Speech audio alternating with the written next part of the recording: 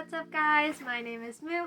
I am a college student who loves reading and I'm here to share that love with all of you. So it was requested and I hear you guys, and if you ask I will deliver.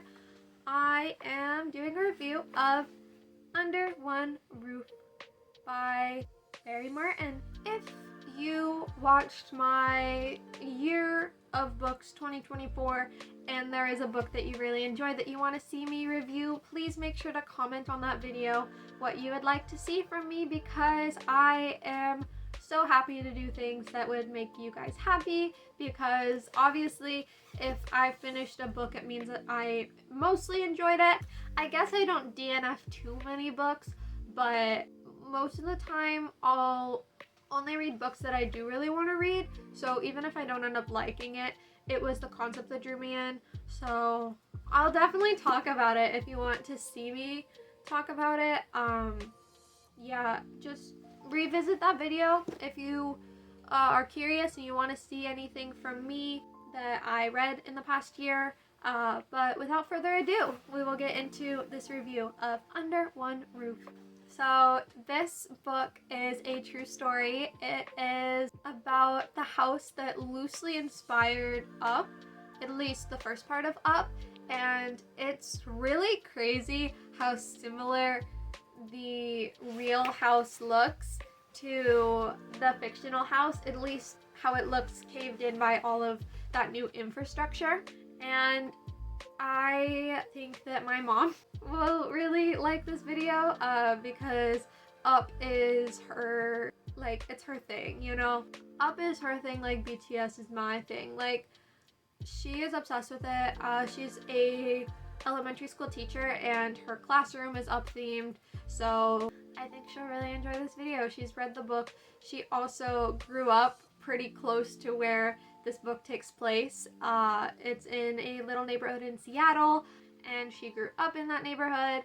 So I'm doing this for my mom, but I read this book because I was really excited to read this book. It actually wasn't on my reading list and I was actually low-key frustrated when I got it for my birthday one year, because I was like, I already have hundreds of books on my TBR list and you're adding another one onto my plate. But a couple years passed and I obviously added it to my hobby cart because I did want to read through it and I wanted to understand why my family liked it so much, because it was my grandma that bought the book for me. And I read this and Boys in the Boat back to back, which, as you hopefully know, is also set in Seattle. It's set at the college I go to. So yeah, I loved this book. If you see on my Goodreads, it's in my favorites, and yeah, I just love it. With that in mind, check the links below for my socials. I have an Instagram, I have a Goodreads, so yeah, follow my socials. Even more stuff to come on that.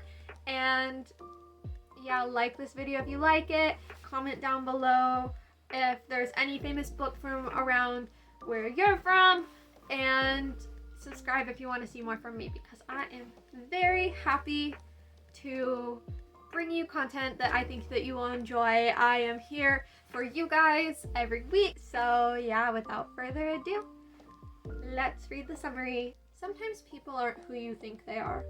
Everyone knew what was going on in Ballard, Washington. Developers were building a giant shopping mall, but a house belonging to a feisty octogenarian named Edith Wilson Macefield was in the way. They offered her $1 million. She told them to take a hike. Everyone knew that Barry Martin, head of the construction project, was involved in the push to get her out of the house so that the project could proceed without further delay. Everyone was wrong. When Barry took the job as construction supervisor for the shopping mall that was being erected around Edith's little house, he determined to make things as easy for her as he could. He didn't expect that she'd call and ask him to drive her to her hair appointment, but he did offer to help after all. And it was in that one small gesture that an unlikely friendship was sparked, one that would change them both forever. The story of Barry Martin and Edith Macefield is a tale of balance and compassion, of giving enough without giving too much, of helping our elderly loved ones through the tough times, without taking away their dignity. In the end, it is a tale of grace, and one from which all of us can take solace and strength. From Barry and Edith, we have much to learn about love and letting go, and just possibly about seeing through fading light to find great joy. It's just such a nice little summary. This book is just so comforting. I honestly think this book is a good look into some of the best parts of humanity. I think that Barry Martin is just an incredibly wholesome, wonderful man, and I was so happy to read his words. It says it's written by Barry Martin with help from Philip Lerman, so I know perhaps he did not write the whole thing on his own, and that it is the work of a writer who made it a little more, I guess, readable would be the right word, because I wonder how good a construction supervisor writes. Like, I don't expect him to write fine literature, and I'm totally okay with that, but I think that it's really cool that he set time aside to make this book, and it was so worth it. It was so wonderful. I love this book, and I'm really glad that my family encouraged me to read this book, because it really is one of my favorites. So, like the summary suggests, Barry and Edith form an interesting sort of friendship. Barry kind of becomes her caretaker over the last couple years of her life, and it's just wonderful to see their relationship develop. Edith is feisty and spunky and very interesting as a person. You know, she has all of these stories of being friends with famous people and being a spy during World War II for the English, and all of these like far out stories that you're like, whoa, how many lives has this lady lived? And the fact that it is a nonfiction book is even more interesting, because she tells us all this stuff, and I googled it. I didn't do like a super hard Google search, but a lot of people still don't know for sure how much of the stories she tells is true. However, there is some semblance of truth to the things she does say. Like, she is actually cousins with a famous person, and she's met plenty of famous people because she has all of their signatures, and they've written personalized notes to her, and it is really interesting. I actually have family who exchanged letters with Bing Crosby, which is like crazy, but they both lived in Spokane, Washington at the same time, so it would make sense, and I'm inclined to believe it, which is super cool. But Edith, she just had a stacked contact list and I am not so inclined to believe her completely. There is a lot of stuff she said that doesn't exactly have evidence, but you know what? You know, it is fine for the little old lady to embellish a little bit, because she is just such a cool person. So I just think that the stories of unlikely friendships are the coolest, because Barry turned his real relationship with this woman, this real like caretaker friendship of sorts with this woman, and turned it into an entire book. But I think that it is just one example of how unlikely relationships can really change your life in the best ways. Human connection is just so beautiful, and that's perfectly exemplified in this book. You know, it definitely wasn't an easy relationship. There was a lot of fights involved, and watching Edith get older and sicker was really hard for Barry, but there was still so much beauty in it. And there was so much beauty in the small things. Call me an unrealistic optimist, but I think humanity as a whole is just so good, and it's so wonderful hearing these stories. Like, I, for one, I love hearing stories like this. I love hearing two people coming together because of unlikely circumstances, and a wonderful new relationship forms, whether it's friendship or romantic relationships or, you know, family type relationships. Like, Barry became like a son to Edith in a lot of regards, even though she wasn't super great at expressing that love. It was very clear that Barry and Edith held a lot of love for one another, and I loved it. It was a very simple story, but it was a really good testament to how good people in the world can be to each other, and how easy it is to find things in common with people that you wouldn't exactly expect to find in common with. So Edith, she stands her ground until she passes away. She stands her ground and she passes away in the house that her mother passed away in. That was her goal. She wanted to see the end of her life in the house that she grew up in the house that she lived her entire life in. And she did it, you know. She didn't let the growing world around her deter her from getting what she wanted done. To the end of her life, she was like that, and I really respect her for that. I think that regardless of whether or not a lot of her stories were true, there were life lessons to be learned from Edith. Like, she really surprised me with how easily she accepted change, because you would think that a little old lady who stands her ground and gives up $1 million so that she could live in the house she grew up in, like, you would think that she wouldn't be super open to change, yet she just shrugs her shoulders and she goes, you know, nothing is forever.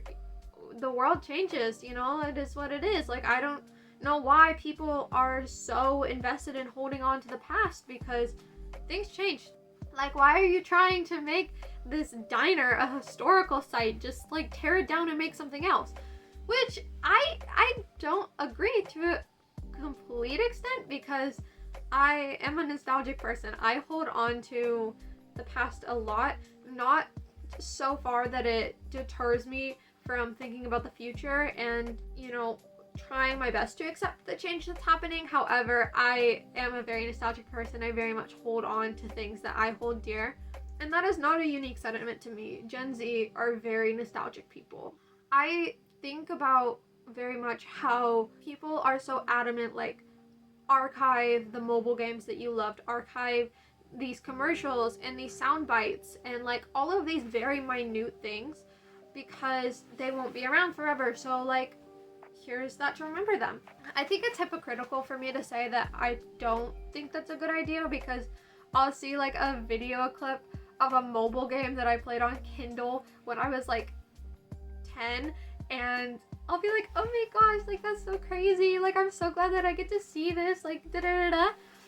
But I think that it's interesting how we as a society today, we live in a society, guys, oh my gosh, but how we as a society today hold on to things so tightly. Like, in the grand scheme of things, does that mobile game about rescuing little cutie pets that was mostly locked behind a paywall, did that impact my life a ton? No, it really didn't. However, it still feels good to think about and to remember. And as humans, we collect a lot of things that will help us remember the past fondly, you know? But I see the collection of all of these digital things and like the importance placed on like save these clips and these mobile games and like archive this and that and that and that. And then I think about how like in the past we just didn't have the ability to do that. And then I go into this deep train of thought of like, how different would it have been if like X, Y, and Z library didn't burn down and we had these, you know, one-of-a-kind documents that we weren't able to copy and distribute out into the world. I wonder how different that would have been, because there's so many documents written by fantastic historical figures that have been lost to time because we had no way to replicate it efficiently back then, and it got lost in like a fire or something like that. I think about, you know, the burning of books and how so much was lost during that, like the intentional burning of books. And it's devastating, but it also makes me wonder, like, we're fine as a society now, so like, how different would things be if we had access to those materials that got lost?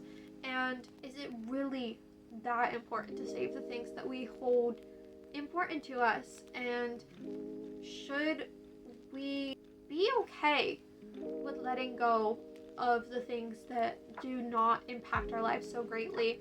And I don't really know the answers to those, but I do think that it is a good question to ask ourselves and to just ponder, like, I'm never going to be able to watch this commercial again, or play this game again, or watch this obscure show that I watched as a kid again, or this YouTube video I loved as a kid again. But is it okay? Is it okay to let go? You know, I believe in an afterlife, and I wonder if I'll be able to view those things in the afterlife, but I don't know. I think that it's just a good thought exercise to focus more on the here and now, and to be grateful for what I do have now. And I will say the disclaimer that I'm doing pretty well in life right now. I'm very happy with my life circumstances, and I know it's not like that for everyone, so I don't want to just like go, yeah, just be grateful for what you have now, because I know not everyone's situation is so wonderful right now, and I have a lot of sympathy for those whose lives are not great right now, and I do hope that you guys get past that. However, I think that it is a good thought exercise and a good reminder to not dwell so much in the past and be more susceptible to change, because change is happening whether we want it or not, and it just hurts you more to fight against it. And I'm a very nostalgic person again. Like, I love to look back on memories fondly. I love to hear stories about the past. Like, I find history, both world history and personal history of mine, incredibly compelling. I have a huge family tree that I've worshipped, that I've researched myself on Ancestry. Like, I love learning about the past, but I think that if we don't prepare ourselves for the change that is inevitable to come, that it just makes things harder for us overall. And I just really liked thinking about that from Edith, and I really respected how open she was to change despite being so elderly, because peace and love to my slightly older viewers, but I feel like the older you get, the harder it is to adapt to change. And that's not a dig at anyone. I'm just saying what I've observed. But overall, yeah, I just really loved this book. It was very comfy. Barry just seems like the nicest guy. I'd love to have a conversation with him any day. You know, I didn't agree with everything he said, just because he did say, like, well, this is this and that is that, and that's just how it is, simple. Because I think that black and white thinking for some things is good, but I do think that handling things with nuance is the way to go. And I think that his perspective on, like, you know, a circle is a circle, a square is a square, like, da-da-da-da, you know, like, that line of thinking can be good for some stuff but not for others. And I think that gray area is important and nuance is important, and that was the one thing that I didn't agree with him on. But he just seems like a really sweet guy, and he seems compassionate, and I mean, like, he went out of his way to take care of this woman and bend over backwards to help her out. He actually reminded me of my mom in a lot of ways, because my mom, like, to the point where it frustrates me, will bend over backwards for other people. She has a lot more compassion for people than I think I ever could, and trust me, I try to be compassionate. I really do. And I don't know, he just reminded me of my mom in that way. I think that Barry and my mom could very much talk for a long time about a lot of things, because, you know, they grew up in a similar area, and they've lived and worked in similar areas, and, like, they have similar mindsets on things, and have, you know, the same servants' hearts that each other has. And maybe I like this book so much because it kind of reminded me of my mom, but I still think that you guys would enjoy it regardless. Speaking of recommendations, I recommend this to contemporary nonfiction lovers. I think that Disney lovers would love this because of the connection to Up. I think that if you just want a comfy read, a read to escape while still learning a little bit about the world around you, I think this is a good comfort book.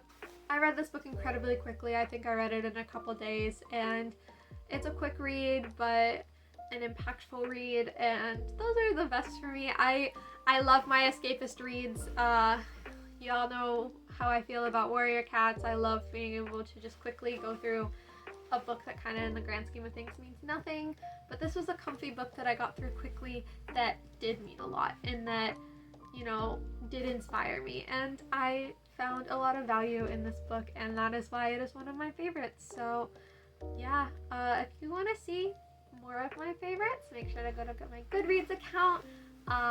Make sure to check out the reels that I am sure to post soon on my Instagram. And yeah, if you liked this video, watch another one. It helps my analytics. It helps YouTube see that people are interested in the videos that I put out.